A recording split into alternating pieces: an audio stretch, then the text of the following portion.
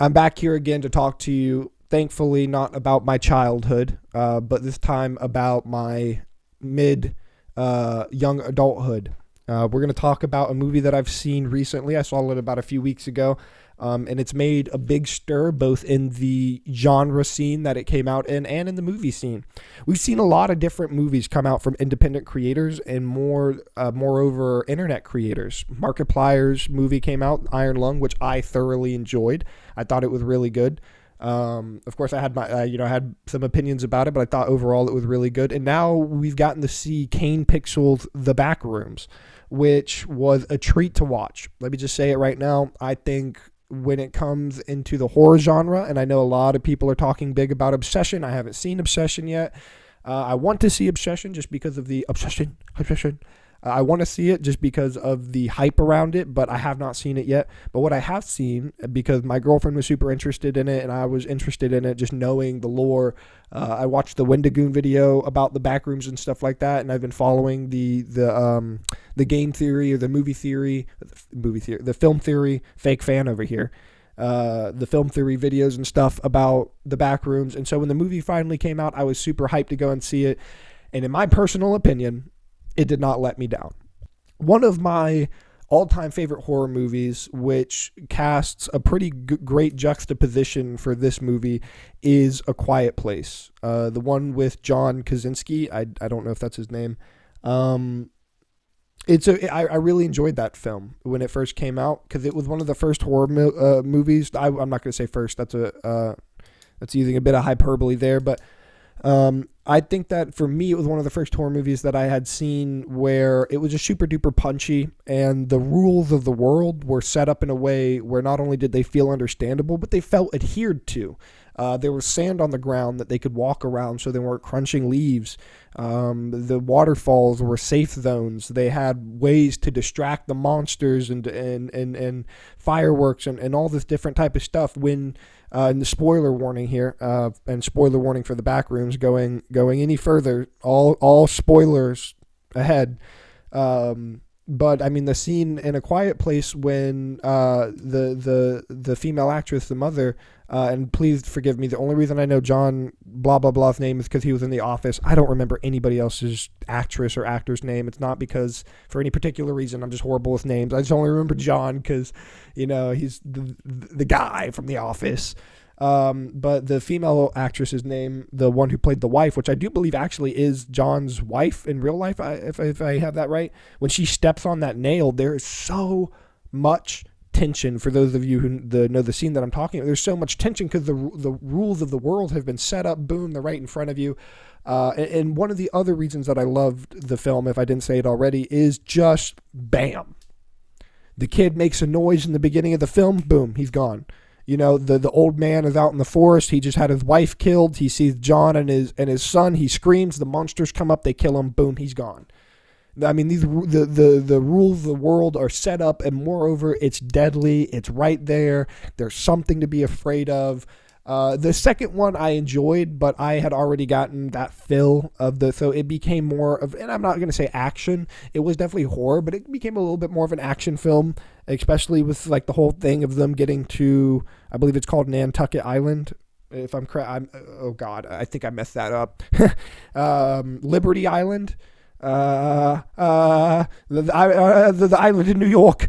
Gosh. But, I got a little action scene at the end with all of the monsters running through the water and stuff like that. But the first movie was perfect. I loved the first movie, and the ending of the first movie was really good. When he tells his daughter goodbye, and then he gets snatched up by the damn gigantic crazy monster. They're great.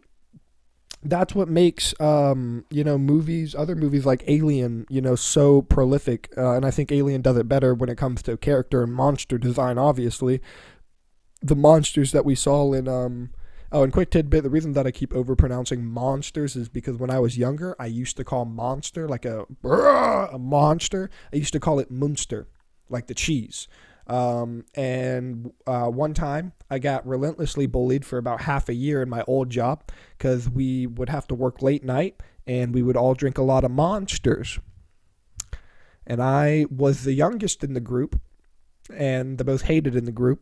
and I was the one that was calling everything Munster. So I spent 6 months inside of a bagel shop being bullied for my pronunciation of Munster. Today, Junior? On top of that, yerba mate. I cannot say that either. But if you're wondering why I keep going monster, it's because I've been trying to work on that my entire life. My mom thought it was cute when I was a kid. That's also why I have a lisp. But that's what makes the character design for Alien so attractive. It's a very intricate and large, and I think Alien is a great representation of the medium that I found with Backrooms, where to my understanding, the Alien suit, they did use minor CGI, but a lot of it was practical effects. And to my understanding, it's the same thing that Kane Pixels, or I'm gonna just call him Kane, like he need to use his full, internet government name. But with the entities that they created in the Backrooms, other than some of them, most of them were created using practical effects. And I say some of them, mostly just the big entity that we encounter. And so one of my other most favorite films being A Quiet Place, and now I wouldn't say stumbling. We were very excited to see the Backrooms, but getting to watch the Backrooms and getting to encounter this entity made completely out of practical effects. It jostled my jellies in such the right way. I love when films can do monsters with really great CGI, and that usually makes them a lot more poignant, much like the ones at A Quiet Place. But when a creator or a team of creators can do a monster or an entity, I'm gonna just call it. My cat just got fed. I can hear him back there going crazy. But an entity that is made primarily out of practical effects, there is something so much more real there for me. And moreover, it beyond Uncanny Valley, it allows me to like really think of that being in front of me.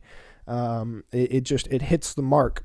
Let's talk about the entity a little bit. So again, spoiler warnings going forward. I'm not here to talk about the story or give you an overview over the story or what happened in the Backrooms. I'm just here to talk about some stuff that I noticed and I thought was really interesting, primarily the main entity that we encounter. His name is Clark, and he owns a furniture store, and he's a failing architect, and he has some trouble in a relationship. And in this furniture store, in the bottom of the furniture store, which, my lord, if anybody, for the people who have ever watched the film, how he has his furniture store set up is just, I get like that was supposed to be the point. I imagine that they were trying to set up an uncanny feeling just in the furniture store alone, like not with any of the backroom stuff going on. But my God, son, no wonder nobody's buying anything. I mean, it looks like literally I'm about to get transferred into the fucking Backrooms back there. All right, put some flowers up, Clark. I'm kidding though. Obviously, it was meant to be like that. But moreover, he has a downstairs section, which is just the creepiest architectural layout. I would love to know where that building is and if that is legitimately how that's set up, because how in the world is an interior designer supposed to make that attractive to anybody? But anyways, my bad, I got off track. But Clark owns this furniture store, and it's a fledgling furniture store. He also has trouble within his life with his wife and stuff like that. He seems to have anger issues, etc. And he ends up finding what is called the Backrooms, which I'm not even going to try to attempt to explain that. But basically, it's a gigantic SCP-like entity that is just rows and rows and rows of tan-colored hallways. When he first gets down into the Backrooms, his first encounter with a entity or the entity, whatever it might be, we don't get to see it. And it's obscured. And actually, for most of the film until the very end, it's obscured. The visage of what the actual entity isn't shown or seen until we get two minor entities, possibly the same thing, just connected with different veins, or a whole different entity. We don't get to see something physical until we start to see representations of what Clark is feeling and thinking. So to our understanding, the Backrooms actually internalizes whoever is in it and begins to kind of like pick apart both their memories and their emotions and etc.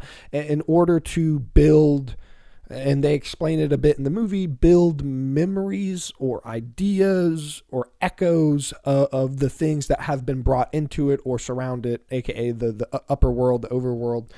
And like I said in the first bit of the film, we don't see this entity. It doesn't have a shape or a face. It has noises and it has actions, but it doesn't have anything physical until we start to see it take form in the representation of Clark's. Well, now we do, and I believe in the very beginning, we see an entity. I can't, or maybe we just hear the voices, but dealing with just Clark's story. Because in the beginning, there was a small little prologue where there was an async employee who had gotten trapped down there, and that kind of was like a small horror introduction. But this is just following the main base of the movie, which is Clark's story. At the end of the film, there is some decisive conversation about the full big horror entity when it finally shows itself.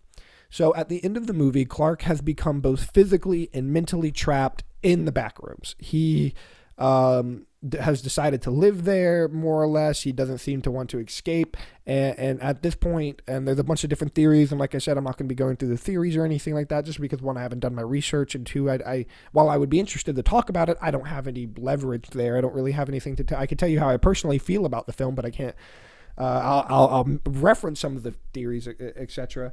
But by this point, it's to a lot of people's understanding that Clark had already brought people back and had them killed, not just the two kids that he finds and takes back and gets them killed, but people speculate that he's had other people taken back there, like the maintenance man and possibly even his wife.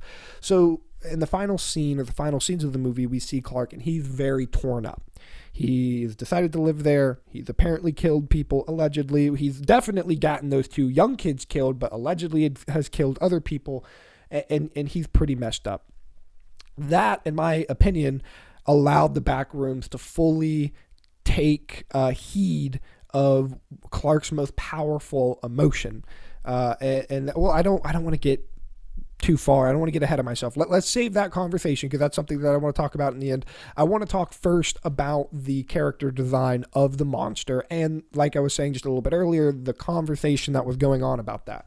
So when his monster finally does show up, some people, I and my girlfriend, we were like, oh my God, it's so cool. But some people were not really excited or happy about how the big pirate monster showed up. Clark's entity, when the Backrooms fully takes advantage of his brain and tries to copy him or whatever, and there's a bunch of different theories of what it actually is, but this entity is a amalgamation of Clark's pirate persona. So in the commercials that he does for his furniture company or his furniture store, he dresses up as a pirate so that, he can steal deals and stuff like that. That most likely being a representation of what Clark hates the most: himself, a joking image of himself, him being a clown, being a mascot. And so at the end of the film, he has drawn his therapist, because he was seeing a therapist throughout the film. He draws his therapist into the Backrooms and how they're tied up, and the entity shows up. It's this gigantic, lumbering, massive, almost looks like if you were made out of Play-Doh, like somebody made your face out of Play-Doh pretty dang well, got a pretty good look on you, a good bust to your face, and then just smushed it up, just grabbed it and just went and smushed it up. That's what Pirate Clark's entity looks like. There was a lot of people didn't actually like it. There was a lot of talk about how it just didn't really,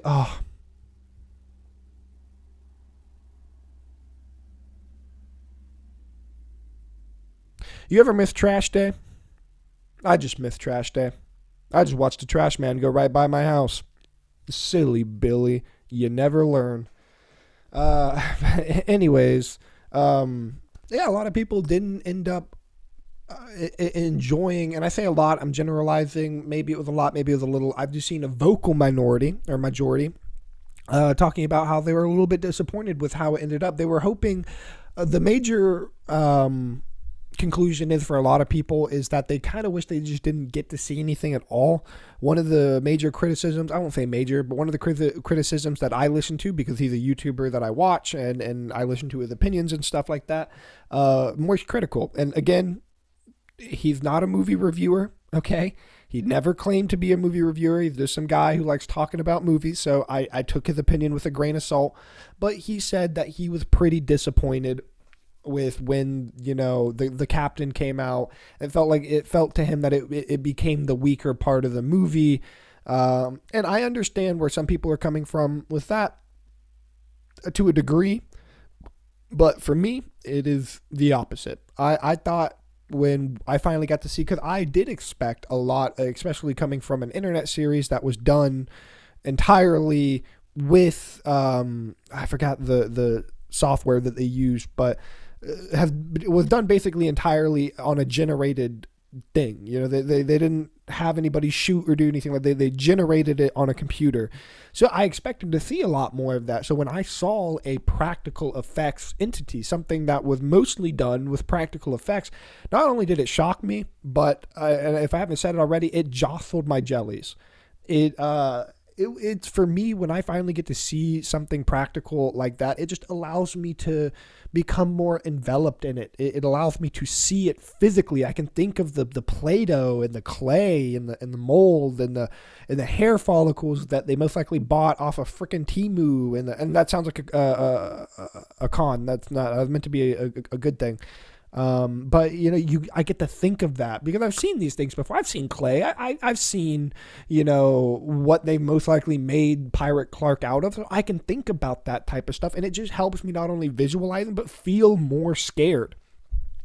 On top of that, I think that the practical entity, going the more practical route, with the entity, instead of it being like some, you know, CGI, you know, the monster, even if it was still the Pirate Clark entity, which I'll get into why I think it was really cool that it was Pirate Clark and not just, you know, just some, you know, even if they did some claymation, you know, just big, like we've seen in the Backrooms animated series and stuff like that, kind of like big wiggly crazy monster, you know, it makes sense that it is made out of materials that are more perceivable by the human eye.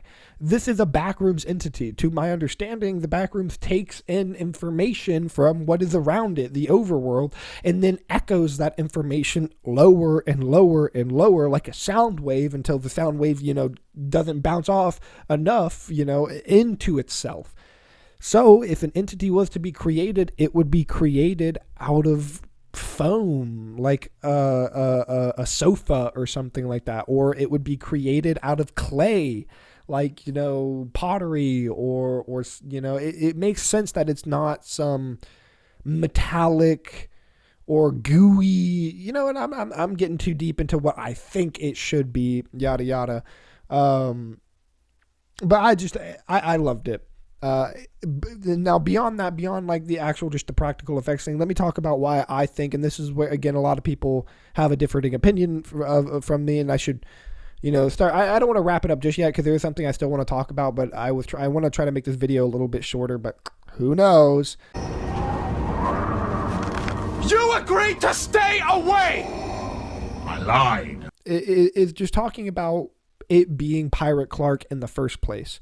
So I think that the Backrooms relies on something that is more primal than just human consciousness. I think that the Backrooms, and this is where I'm kind of going into my own personal theory, so take it or leave it, but I think the Backrooms actually relies on something that is a bit more primal. It relies on human emotions. So there's something, in my opinion, really special about human emotions. We all, as creatures, both you and a dolphin or a dog or a rabbit, all can feel somewhat of a similar drive for things. You know, all of us can feel lust, you know, the want to reproduce. We could all feel anger, the want to protect ourselves, or the want to get away and run away.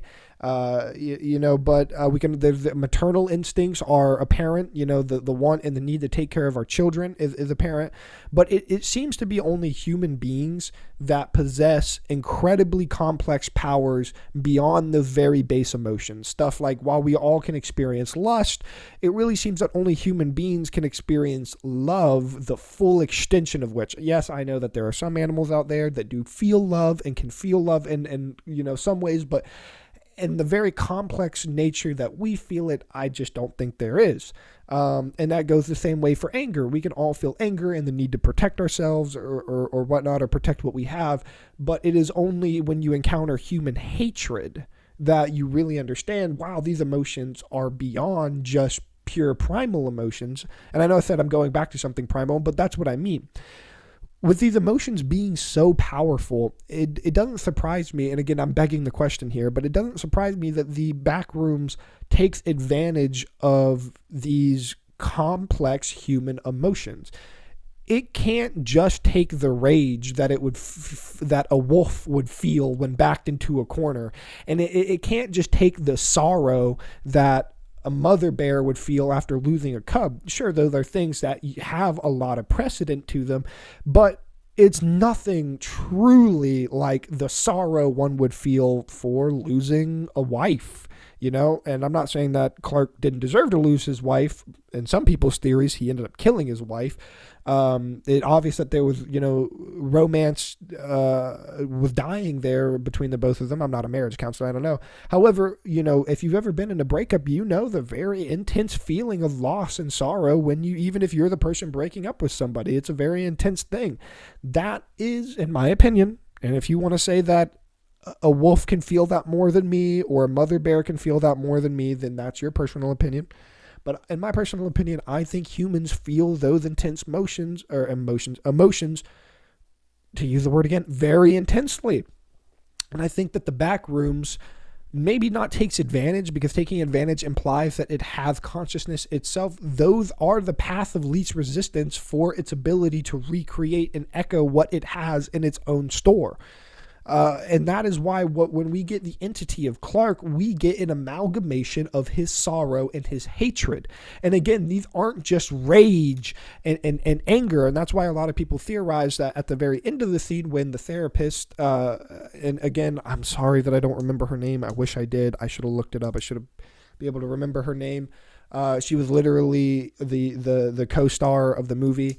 But either way, when she's finally gotten into the crack and she's moments away of getting into the other side, closer towards async, the pirate Clark is reaching his hand through and trying to grab her. And a lot of people say, and I agree, that the look that he has on his face isn't one of necessarily rage or anger, but it's of sorrow.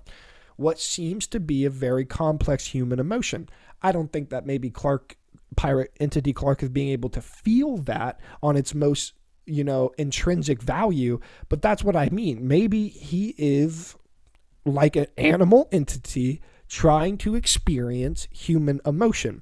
You have these very primal emotions that Clark is feeling: anger, rage, I guess you could even say, I don't want to, because this is trivializing the words that I'm using now, but upsetness. He's very upset about what is going on. But then there's the human side of Clark that, obviously, or let's hope, loves his wife. He's going to therapy. He wants to see himself get better, but he just can't get past what seems to be these more primal anger, this primal upsetness that he has. That is what ends up trapping him in the back room. He gets trapped, and that is also the meta conversation. I say meta, it's a direct conversation, but if you wanted to read into the lines, the meta conversation at the final, dinner table that they were having, where he's telling himself, oh, it's okay that we don't need to change. We don't need to fight against these things. So in that final conversation, he's giving in to those primal emotions. He's giving in to that primal of just being like, oh, look, we can stay this way. We can be this way. But in my personal opinion, in order to kind of not transcend, because that implies some type of divinity, in order to not enlighten, to heighten yourself, I guess. This sounds so fucking wild. You need to try to move past those primal things. Not move past, but understand them, utilize them, make them comprehensible to you. If you allow yourself to constantly get swept up by these things that just make no sense, this irrational sorrow and this anger, etc., it's going to take you away. And when somebody tells you, oh, you can sit in that, oh, you can be that way, oh, you can stay that way, instead of saying like, oh, you should try to work with that, you should try to maybe not go against that, but go in a different direction, etc., to do something to help that, and they say, no, you could stay there. That was the conversation that Clark had, and that was what finally gave him into that anger. Because the truth of it is, about that type of anger, about that type of sorrow, is that once you give into it to that degree, the degree that Clark did, it will consume you. And all consuming. And I actually saw this one scene in the chase scene as symbolic. So when they make it out, after the entity comes in, they're all at the dining table, Clark and the therapist, and a bunch of Clark's other entities that have become echoed off of, the stuff that he's seen or done or thought, etc. And there's different theories about that they're actually his wife, and it's actually the maintenance man that he killed, but we're not going to get in. They're all at the dinner table. Clark's entity comes in. Now, Clark becomes a little panicked, much like you would be when dealing with your own emotions, and you don't want to have them cascade over on somebody that you care about, or somebody you don't want to be embarrassed in front of, or somebody that you don't want to hurt, etc. Maybe you're feeling upset, maybe you're upset at a party, maybe you're upset at somebody you love, and these emotions are coming out, but you don't want to send them at them. So you try to do stuff to quail them. So in Clark's way to quail them, he tells his own emotions, he tells his own entity, it's okay, because this is what now his therapist, in order to try to get her out of this situation, it has become pandering. She's telling him whatever Clark wants to hear. Personally, let's take a step back. I know I'm derailing a little bit. I hate it, but I want to talk about this real quick, because this is another personal opinion that I have. I kind of think I get that it was a stressful moment, but she is a trained therapist.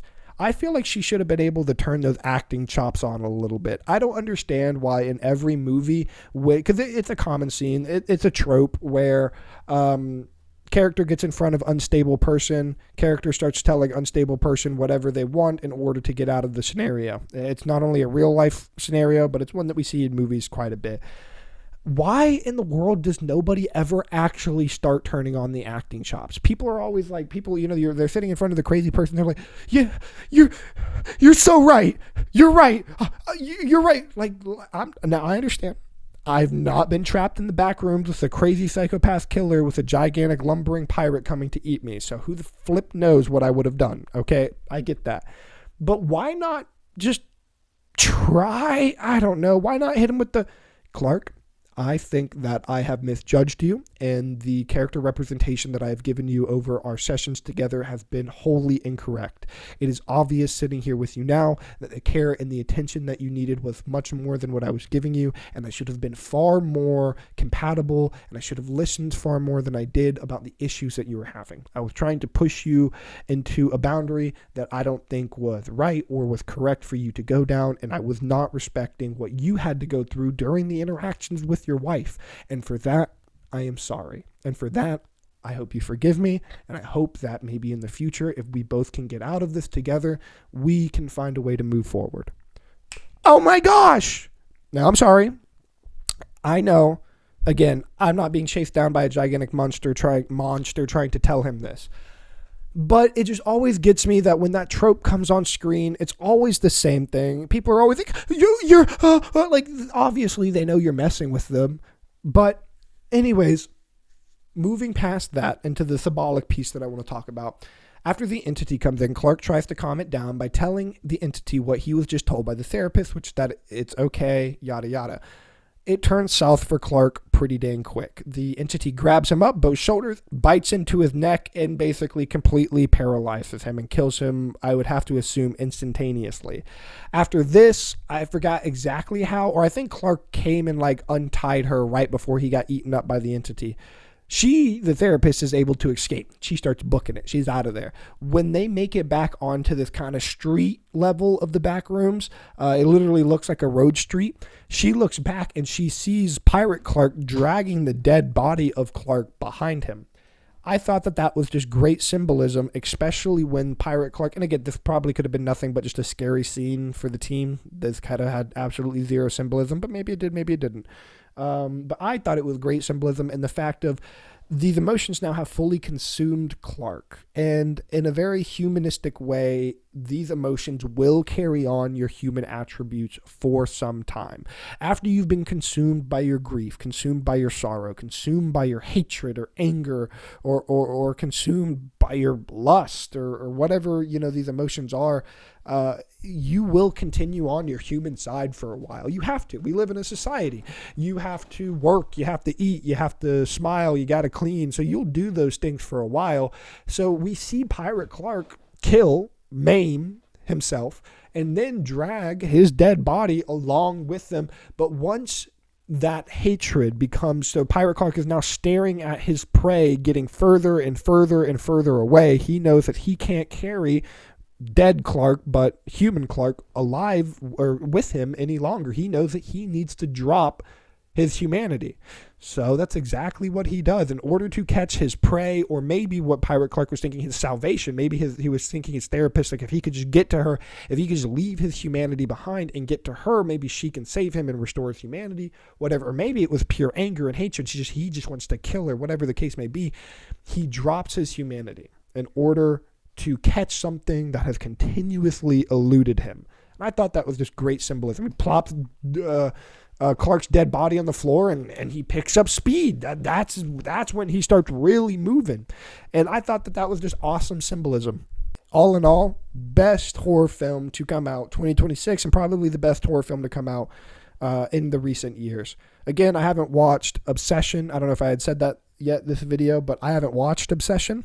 So maybe Obsession is going to blow my socks off. But as of right now, since I've watched stuff like, and I know this is, an easy bag to pull from, people are going to be like, you're not a real horror I never claimed that I was. You're not a real horror movie watcher. You don't know about the good stuff. But my past 3 favorite horror movies go A Quiet Place, Backrooms, The Backrooms, and Get Out. Those have been my 3 favorite horror movies of the recent year coming out of the 2020s.